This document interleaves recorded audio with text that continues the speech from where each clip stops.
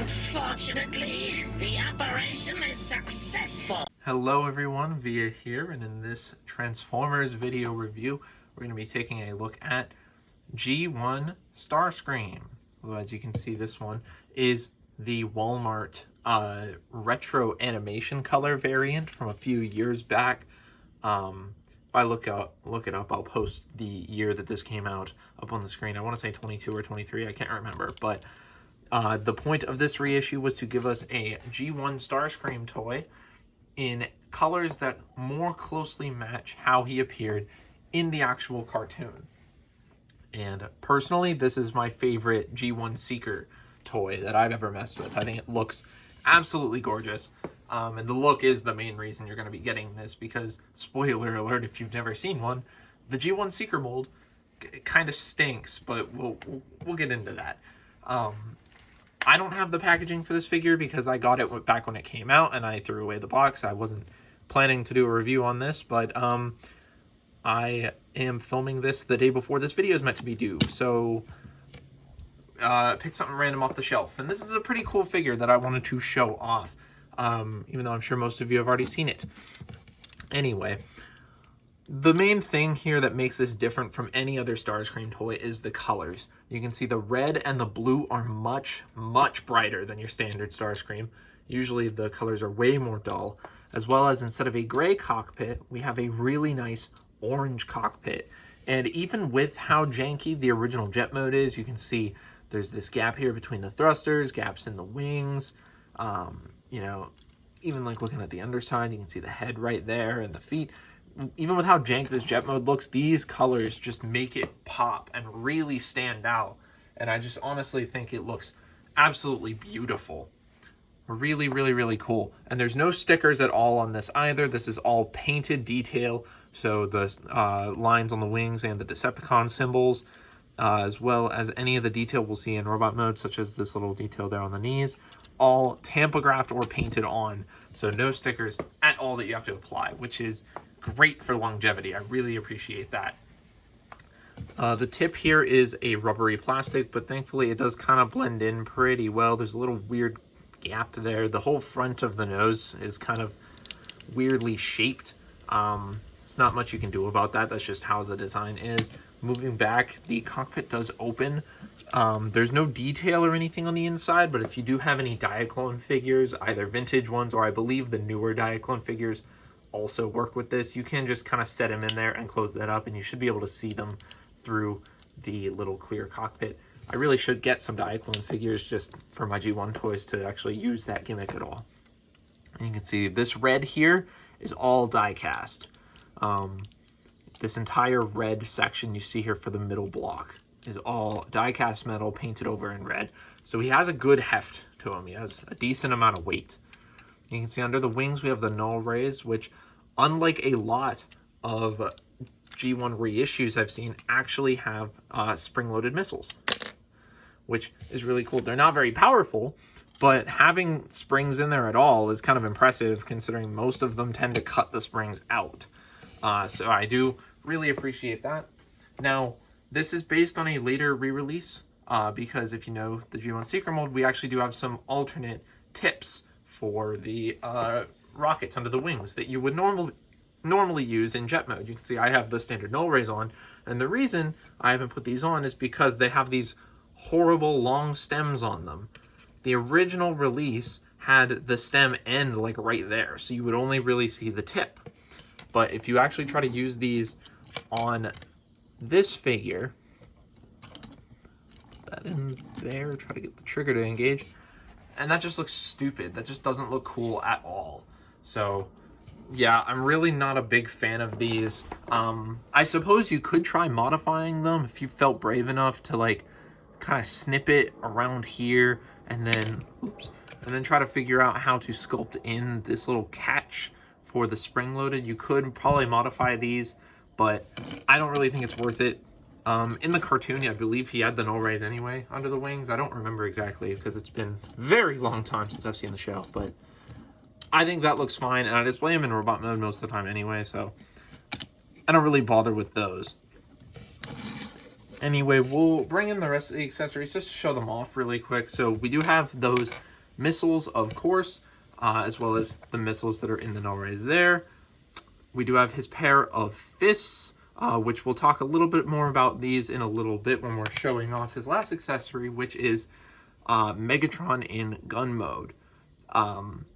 We'll show off how this works with the hands once we do the transformation, but one thing you can do in this mode is if you come under here, he has these little tabs on the handle that I believe the intent is for you to take off the landing gear here and then tab this in kind of in like this square hole here. Mine does not fit, and I don't want to force it, but it would look something like that basically, which is something that he did in the show, so it's kind of cool that the toy can actually replicate that. Now, speaking of this piece has nowhere to go in robot mode, this front landing gear, because it doesn't fold, it just plugs in. Be very, very careful with that. Do not lose that, because otherwise the jet will not be able to actually stand up. That missile just flew out. You can see, without it, he's kind of just limp on the ground.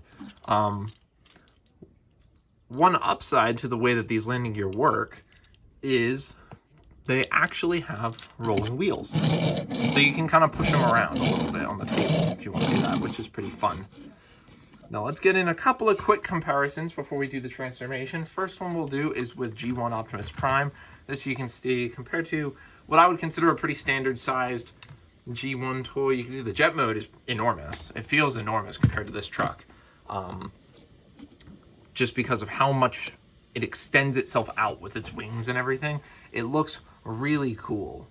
Not in scale with this truck, I wouldn't say, but you know, a pretty cool looking jet either way. So we'll get this guy out of here, and then another kind of standard comparison is with, this is the classic Seeker mold. Just for a more modern comparison. Sorry, I don't have the Siege or the Earthrise Seekers, so I can't compare him to those. They looked like crap. I didn't want to get them, so I'm sticking with classics, and Ramjet's the only one I had on hand. So there's your comparison with a more modern Seeker. Now, I think it's about time we get into the transformation, and this is where you'll start seeing the flaws with this mold from back in the day. So to start out, we're just going to start tearing pieces off. So like I said, this piece has to come off for the transformation. You can't... Oh my god, I'm dropping it. That's the problem with this transformation. If you lose this, it will just flop around. You cannot lose this.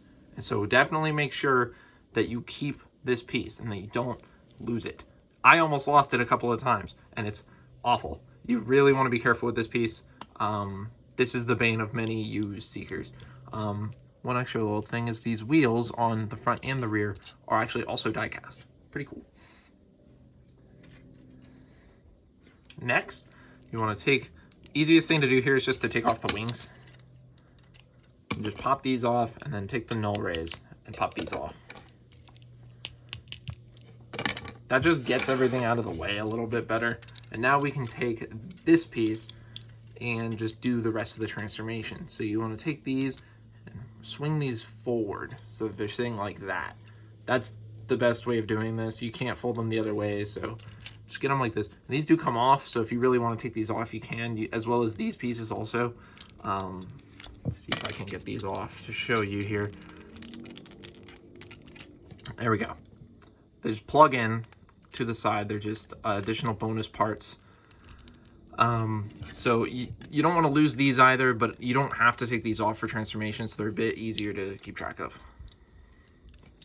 Like, once you have those like that, you want to take the feet and just flip them down, and that gives him a nice flat base to stand on. It also reveals that little bit of extra blue detail there on his legs. Next, raise up the camera a little bit so it's easier to see. Take the nose cone here, and you can see it unclips from that part there. Once you have this piece unclipped, you can come in here from the bottom and just kind of put your finger in here and just push these out. These are going to be his arms. So they just swing forward around to the outside like this. Next, take the nose cone here, unclip the tip like that. Bend this down, bend this piece in, and tuck it into the chest. Bring the cockpit the rest of the way down so it sits in that standard Seeker position. Flip the tip all the way around and down like that, and then you can bring the head up into place.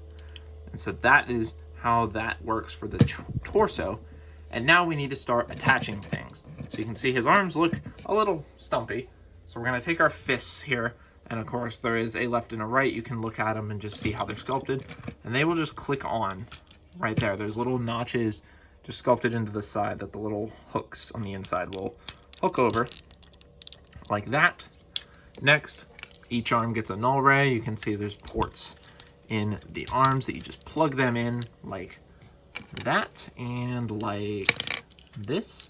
Careful not to fire off these missile launchers. The springs are not the springs, the triggers are very loose. And so actually setting them off is a little easier than I kind of would prefer. But next, these are the ports where the wings plug in. You can just kind of angle these back a little bit and then take the wings and plug them in. And you can rotate these and adjust their angle a little bit, which is convenient. And there is our Starscream in his robot mode. And I think this is a really pretty cool robot mode. He's a little jank.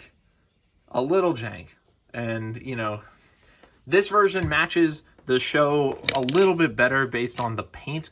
They used some tricks to make him look a little bit more like he did in the show than that original toy looked. But overall, for a G1 toy, I think this looks pretty cool. And the colors are definitely hitting in this mode, especially with the addition of the blue there on the hands. I think this guy just looks really cool.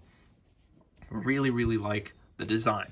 We're going to get in closer on the head, and you can see they actually painted in those gray vents on the side to give him a bit more of that G1 Starscream cartoony head look, because the original toy just left those blank, meaning his head looked really tiny, like it was just that little middle part. So that does help make his head look a little bit closer to how it does in the show, and a little bit better proportionally, I find. That orange there in the cockpit really stands out in the chest and just makes it look super cool and very bright and dynamic, as well as the blue there on the hands against those gray arms. The null rays are nice and big. The Decepticon logos are upside down, which is actually accurate to how Starscream is supposed to look, as goofy as I find that it looks. His legs are a little strange proportionally, because that's actually his knee, and his knee is right where his hip should be. So it looks a little strange, almost like his legs should extend out, but they don't. That's just what Starscream's legs look like on this toy. But you can see we've got some nice, I pointed out those gray tampos in the vehicle mode, and they look really, really good here, as well as that blue, not paint, that's actually plastic, a plastic piece in there. Nice blue there, as well as a little bit of gray in painted onto the feet. So they're not just solid blue, which, again, it just adds some more depth and just makes it look really, really cool. I really appreciate that. On the back, you can see that's just kind of a G1 Seeker. This toy's real flimsy in terms of its kind of looking like the character. It's not the greatest toy ever, but I think if you haven't messed with one, you should definitely get one. And this is a really fun one, because like I said, I think, in my opinion, these colors really look good. And that's why I wanted to do this video, so you can see what the figure looks like and decide if it's right for you. Because when I saw videos of this figure, I knew this was the Seeker for me, because this looks really cool. And I believe they also have out a Thundercracker and a Skywarp that do this similar thing. I really want to get those as well, get all three of them, because they look fantastic.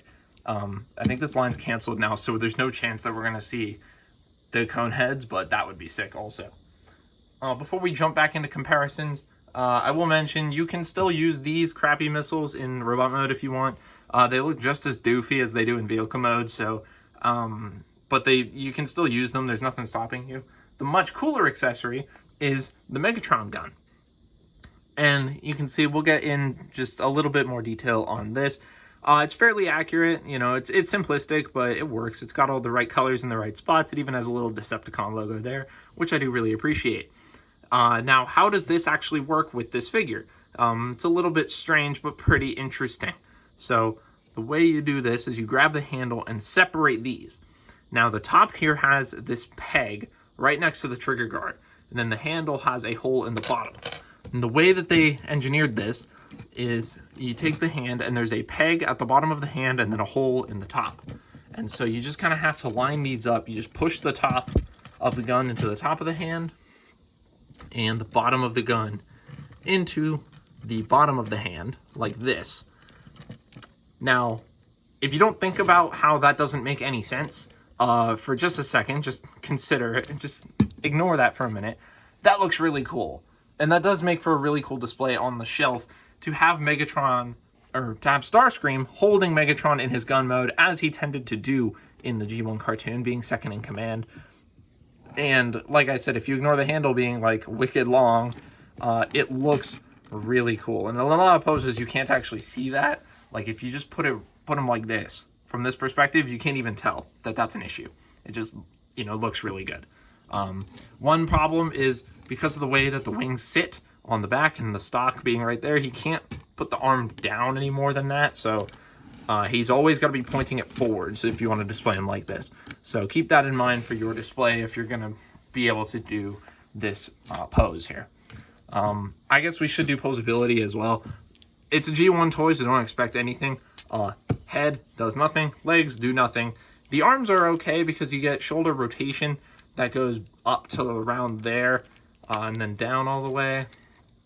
And then you don't get in and out, but you do get this joint here for the transformation, which lets you spread his arms a little bit, which does help in making him look a little bit more dynamic, especially if you're doing some gun pointing poses with Megatron.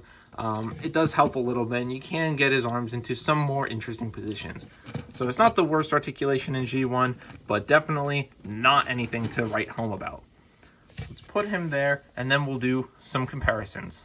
So here he is next to that G1 Optimus Prime again, and you can see different from the robot, or from the vehicle mode, Prime's actually quite a bit taller than Starscream in robot mode, but even compared to this, it's a re-release of an Optimus, but it's meant to look just like the original, so all the stickering and colors and everything are the same as the original.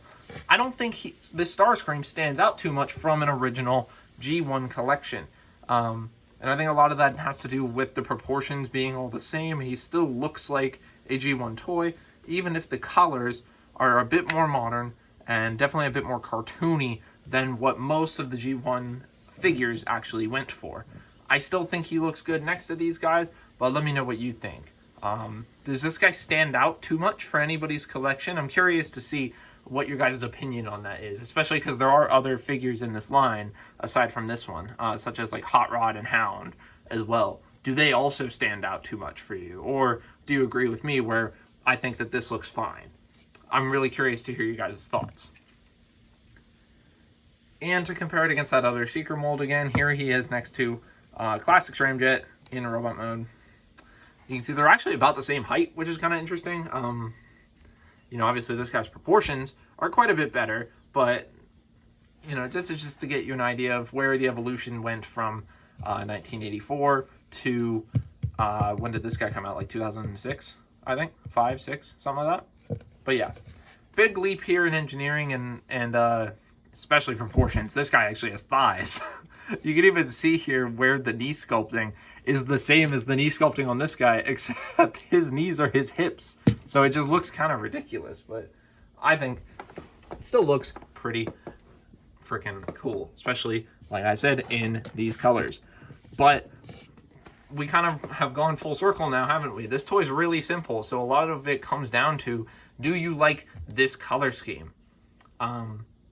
Personally, I think this is the nicest looking Starscream, G1 Starscream we've ever had. I really appreciate the color choices and the different paint applications that went on here, and I think it really improves the figure and makes this one of my favorite toys in my G1 collection, because I just think it looks really, really premium and really nice. You're getting all the same features as an original Starscream here, with the die cast. All of the gimmicks are still there, and that classic transformation and styling, but with that more modern paint scheme that I think just looks really, really nice. Of course, if you don't like it, there are other G1 Starscreams that you can get, but I wanted to kind of draw more attention to this one because it feels like we've kind of forgotten about these in the years that they've come out, because I think Walmart and Hasbro canceled this line. But that's a big shame, because I think these are some of the more interesting G1 re-releases that we've gotten because they actually have a different style to them than that original toy. And I think there is value to that in the collection. But let me know what you think. Did you guys get Starscream when he came out? Have you gotten any of the other releases from this line with the cartoony colors? Would you like to see more videos on anything from this line? I would like to get some of the other ones. Like I said, they have a Starscream and a Skywarp and a Thundercracker as well to go with this guy, but also Hot Rod and Hound are two other ones that they did that I recall. So if you'd like to see more G1 reviews, leave a like and leave me a comment letting me know which figures you'd like me to take a look at next. But that's been it. I've been Anovia, and I'll see you in the next video. Bye-bye.